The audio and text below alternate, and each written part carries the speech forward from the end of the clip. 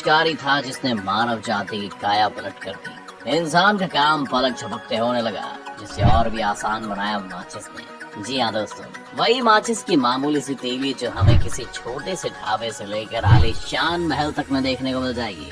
हालांकि इसके सब्स्टिट्यूट के तौर पर आज आपको मार्केट में तमाम उपकरण उपलब्ध मिल जाएंगे, मगर माचिस की जगह शायद ही कोई छीन पाए, क्योंकि इतनी सस्ती जो ठहरी। लेकिन क्या आपने कभी सोचा है कि आम आदमी के एलपीजी गैस से लेकर किसी गरीब के चूल्हे को रोशन करने वाली ये माचिस आखिर बनती कैसे? अगर नहीं तो टेंशन नॉट, बस बने रहिए हमारे शो के बिल्कुल अंत तक। दोस्तों, माचिस को सबसे पहले दुनिया के सामने इंग्लैंड के जॉन वॉकर लेकर आए। उन्होंने एक पतले लकड़ी के टुकड़े पर कुछ केमिकल जैसे एंटीमोनी सल्फाइड और पोटेशियम क्लोराइड की मदद से कुछ ऐसी चीजें बना डाली जो आगे जाकर बहुत से घरों को रोशन करने के काम आई। हालांकि उनका ये प्रयोग था तो बहुत अद्भुत, मगर थोड़ा रिस्की भी, जिसके चलते वो उतने सक्सेसफुल नहीं रहे। लेकिन हाँ, इससे दुनिया को मैच बॉक्स बनाने का आइडिया जरूर मिल गया था। वहीं भारत में इसकी शुरुआत सन 1895 में एक स्वीडिश कंपनी ने की, जिसे आज वेस्टर्न इंडियन मैच कंपनी के नाम से जाना जाता था। और ये कंपनी आज भी भारत के कोने कोने तक माचिस के डिब्बे पहुंचा रही है। बात अगर फैक्ट्री में माचिस के बनने की करें तो ये बेहद गुणवत्ता का काम है, और अगर भारत में इक्का दुक्का कंपनी इसको छोड़ दिया जाए तो ज्यादातर कंपनियां माचिस को अभी भी हाथों से ही बनाती हैं।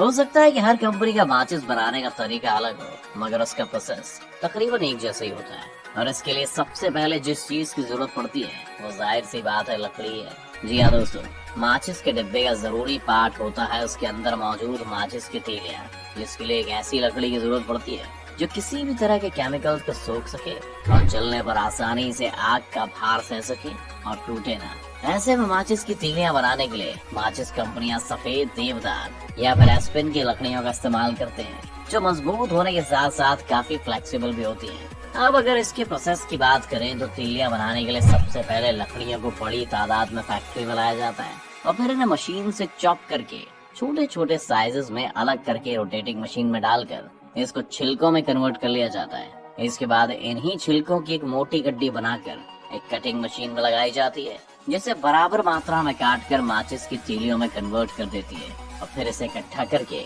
एक शेकिंग मशीन के ऊपर फैला दिया जाता है, जिसका काम टूटी हुई डैमेज तीलियों को छाट कर बाहर निकालना होता है। जिसके बाद सिर्फ वो ही लकड़ियां बचती हैं जिन्हें जलाया जा सके। बिल्कुल एक्यूरेट और जलने लायक तीलियों की प्राप्ति होने के बाद इन्हें ठोस बनाने के लिए कार्बोनाइजिंग प्रोसेस से गुजारा जाता है, जहां वो बिना हवा के गर्म होकर बाहर निकलती हैं और अगली प्रक्रिया के लिए दूसरी तरफ भेज दी जाती हैं। अब इन पर जलने वाला मसाला लगाया जाता है, जिसे पैराफिन वैक्स कहते हैं। ये वही केमिकल है जिसकी बदौलत तीलियां फटाक से आग पकड़ लेती हैं। इन्हें बनाने के लिए जेलेटिन कैप्सूल, फास्फोरस और पोटेशियम क्लोराइड का मिक्सर बनाया जाता है, जिसे अच्छी तरह घोलकर पानी की तरह तरल बनाया जाता है। फिर कुछ अन्य केमिकल्स के साथ लाल रंग डालकर इसमें मिक्स कर इसे तैयार किया जाता है। दोस्तों, आपको बता दें कि पैराफिन वैक्स में मिलने वाले ये तीनों कंपाउंड काफी इम्पोर्टेंट होते हैं और तीनों के अपने अलग काम होते हैं। जहाँ जेलेटिन कैप्सूल का काम एक गोंद की तरह तीलियों में पैराफिन वैक्स को चिपकाने का होता है, तो वहीं फास्फोरस किसी सॉलिड प्लेस पर रगड़ खाकर जलने का काम करता है और पोटेशियम क्लोराइड आग जलाने के लिए जरूरी ऑक्सीजन की पूर्ति करता है। इतना कुछ होने के बाद केमिकल डिपिंग की बारी आती है, जिसमें इन तीलियों को एक एग्जैक्ट आकार में व्यवस्थित करके अमोनियम नाइट्रेट में डुबाया जाता है, ताकि वो उसे सूख ले और जलाते वक्त रसायन के खत्म होते ही बुझ ना जाए। फिर इन्हीं तीलियों के ऊपरी भाग को गर्म पैराफिन वैक्स में डुबाया जाता है और वो लाल रंग का कंपाउंड इनके ऊपरी सतह पर चिपक जाता है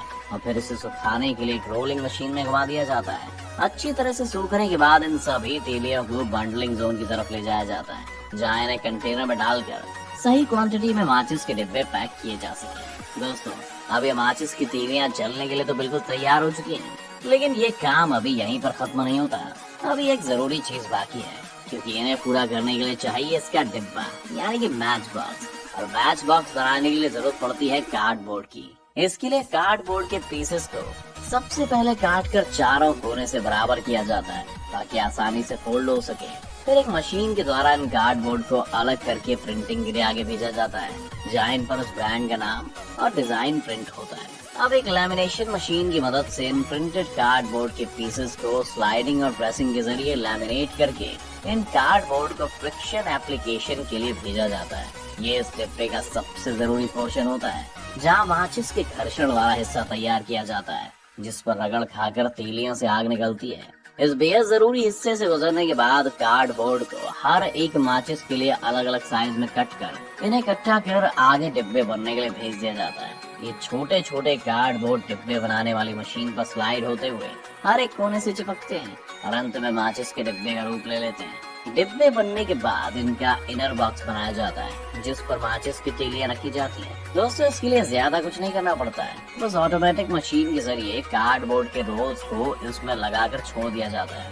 मशीन के अंदर सबसे पहले कार्डबोर्ड के पीसेस को थोड़ी थोड़ी दूरी पर रखा होता है और फिर वो मशीन इन्हें इनर बॉक्स के आकार में फोल्ड करके बिल्कुल एक परफेक्ट मैच बॉक्स की शक्ल दे दी जाती है।